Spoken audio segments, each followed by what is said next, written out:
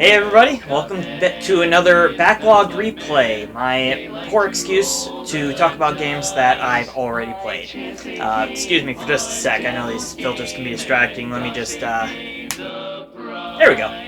Much better. So just a little bit of business to cover. I am going to be working towards properly completing my backlog the way that I should be trying to clean out my backlog. So my current plan is to bounce between two sections of games, essentially. One is going to be by a franchise, which will be soon. You'll see that on the next video. This category of backlogs is games that I had already previously recorded the gameplay for one reason or another. I was doing Let's Plays, for example, whatever the reason might be. So these are games that I just happen to have footage for already. Card games seem to be all the rage today, pun definitely intended, with all kinds of players obsessed with overcoming obstacles that are very steep with sharp rocks at the bottom. You got your Dark Souls, Demon Souls, Dark Souls 2, Dark Souls 3, mostly a lot of Souls, now that I think about it. I, for one, prefer just a little bit more color and happiness in my life. So when I saw Cuphead, I immediately fell in love with the idea. A video game that looks and sounds like cartoons from forever ago? Yeah, sign me up, that sounds awesome! And then I heard about the difficulty. Scared as I was, I just couldn't keep myself away from this one. I had to try it. So I did. It was hard. Now I'm gonna do it again. It's still hard. Let's begin. Imagine yourself in a beautiful meadow of flowers. You have no cares in the world, twirling and skipping, frolicking even, just enjoying the moment. Then, all of a sudden, the hills come alive, literally, and sock you right in the gut. If this seems familiar, you're either playing Cuphead, or you got something going on in your head you should really get checked out. The concept of Cuphead is wonderful, and I'm kind of shocked nobody did it before.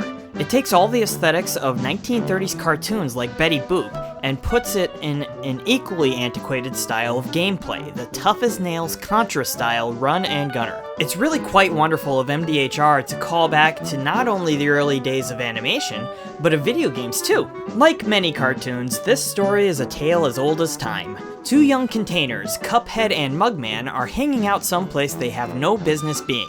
The Devil's Casino. They're on a hot streak when the devil shows up and places a bet, with the stakes being their souls. Man, I still can't get away from souls, they're everywhere. Cuphead just can't help himself, and they lose the bet, but after crying and begging, the devil agrees to let them off if they collect all the other soul contracts owed to him by the residents of Equell Isle.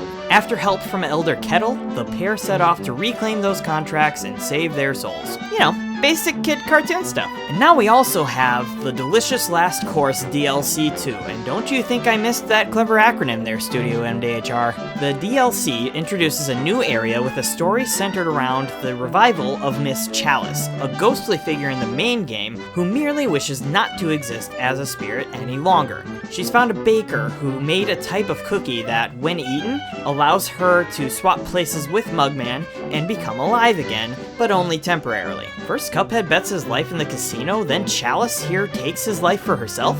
Man, Mugman needs to find new friends. Poor guy. To bring Chalice back to life, the trio must seek out the legendary ingredients for the baker to craft the ultimate pastry. The ingredients which are naturally guarded by even more crafty, tough-as-nails bosses. Hooray! Everything about Cuphead is a double-edged sword, as the throwback-style gameplay is tough. Like, really tough. It's hard to deny how charming the cartoon designs are, though.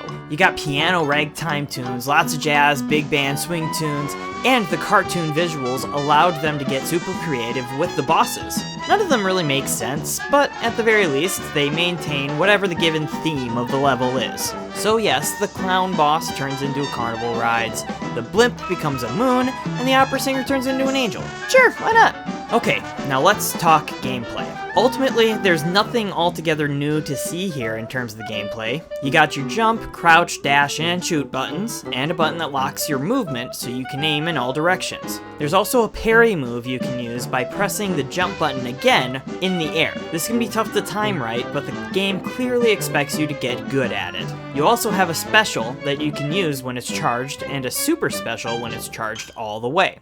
Miss Chalice controls mostly the same, but is different enough to really throw you off pretty bad after going through the main game. Instead of a parry, she has a double jump, and her dash becomes her parry. Otherwise, she's pretty much the same. Flying levels function kind of in a similar manner, except you only parry instead of jumping. You have a little shrinky-dink dodge maneuver instead of a dash, and all your weapons are set to shots, bombs, and missiles. Oh, speaking of weapons, as you collect coins throughout specific stages, you can use those coins at Pork Rind's Emporium to buy upgrades and weapons. You can't use them all at once, so make sure you pick the right tools for the job. Speaking of, time for me to get to work, and that work is something I definitely got cut out for me. Luckily, starting out again in this game felt like a bike ride. For a while, I was able to knock out the bosses left and right with little suffering. Yeah, I had to focus, but it was pretty enjoyable.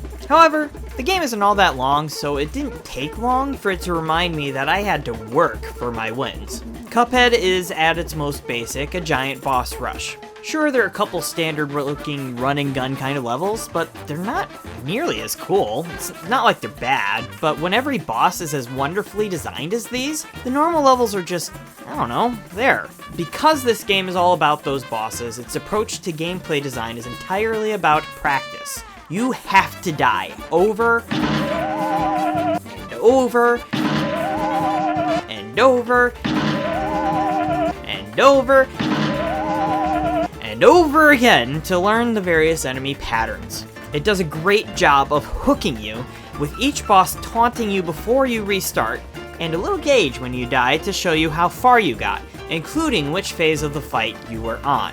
So even if you don't make it too far, it's easy to see how close you were to the next phase, which makes you want to go again. It may be too irritating for some folks to deal with, but it's just right to keep many of us coming back for one more go, just to see if we can get a little further. And then, suddenly you win! Every victory feels fantastic because it always feels earned. You pushed through the pain and you came out on top.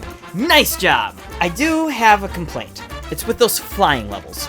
Oh boy, those flying levels. Look, the game already feels pretty unfair, but the flying levels get a single splash page of a tutorial to learn how to play, and then you just go. It turns the game into something completely different. A shmup, or shoot 'em up, another gameplay style from gaming days of yore. Now Cuphead is just as hard, but completely new, which is a fun idea. But the game was already hard. This is just too much! The first flying boss alone is enough to make me scream and cry, and just like the rest of the game, it only gets worse. Now I definitely did much better this time around, but that's because I took special notice this time of a key mechanic that is very easy to forget when there's a bazillion shots being fired at you. What used to be your dash button, your best defensive friend, is now a shrink button, which lowers your power and range, but ups your maneuverability and chances of dodging, and it is a lifesaver. The DLC was a new part of the experience for me this time around. It did take a bit to wrap my head around the differences in gameplay with Miss Chalice. It's not like it's any harder really, but when you play a game that requires so much practice, even a small change can chip the cup. Chalice has several, which adds up to a major change. It is very cool to have another playable character, and that she's more unique, so it is overall a welcome addition. The little challenge area here is a castle with a chest-based gimmick for each fight, which was very fun. But a large part of Cuphead's appeal is the jaw-dropping animation work they put in, and this castle is the cream of the crop. It's not altogether impressive, except, oh wait, it was made with stop motion. MDHR, you maniacs! In case you're wondering, that little gag at the beginning of this episode, where the cup filled itself, was a very basic stop motion. It is by far the most complicated, most difficult format of animation, so much that very few video games have done even a small amount. It is very impressive. Really, at the end of the day, this game is more fun than ire. If you can't stomach dying many times, then sadly, you should probably avoid this one. This is one of those times where you should approach this game with the right expectations. You have to learn the attack patterns, and there's a lot of them. You will only succeed when you know exactly what to do and when, and you can't learn that without paying the price. What does make this bearable is the fact that any given battle lasts a maximum of 5 minutes. You're not losing much progress when you die. Very important for a sadistic gem such as this. One quick thing I'm going to throw in here, whichever section this is, I'm not entirely sure because this is completely unscripted, but I did want to highlight another big difference between my first go around with Cuphead and this second time through, and that is that when you get to the fight against the devil, you get a choice. He literally offers you to become his henchman, I suppose, and if you choose to do that, the game ends, and you don't have to fight the devil. Granted, Cuphead and Mugman get some pretty gnarly looking alternate designs when you do that, and it doesn't feel great, but it's an option, and I admit I took that option the first time around. This time, however, I did not make a deal with the devil, and instead, I beat his behind into the ground, and it felt awesome. I just really appreciate the originality on display here. It's the kind of originality that borrows a lot of different things to make something unique and wonderful. All the pieces work together to create a delightful piece of art that I'll likely return to from time to time for another bout with the devil and his debtors. Which brings me to the DLC. Overall, the delicious last course is about $7 for 8 more bosses, a new character, and a few new items. It's hardly not worth it. It's not exactly exceptional either. Only 2 of those new bosses are really memorable, and only one for good reason. That mountain giant is a very cool enemy that feels different from anything else in this game. Esther Winchester deserves to be canned food. That boss was just the worst. The only flying level boss in the DLC. Go figure. Overall, Cuphead is super unique and super awesome. No other game looks or sounds like Cuphead, and while the gameplay is derivative of other video games, those games are antiquated. So that makes Cuphead's gameplay feel fresh and exciting. It's kinda like how vinyl records have made a comeback even though the technology moved on decades ago. Again, if consistent death screens are a problem for you, sad to say you probably ought to stay away from Cuphead. This game will chew you up and spit you back out like a glass of spoiled milk, and boy, I just thought about that too much. If you're able to tough it out, you will come out the other side a nice golden block of beautiful cheddar.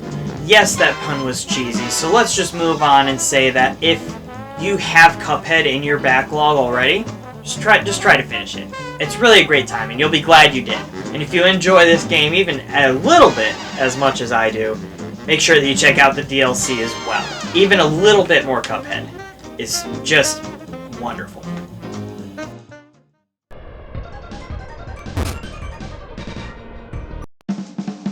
Alright guys, I know it's been a while, but thank you so much. I really hope you enjoyed the episode. I promise the next one will be sooner, and we're going to talk about the smallest adventure on the Game Boy Advance. One that you might even call a little bit mini-ish. I'll see you then.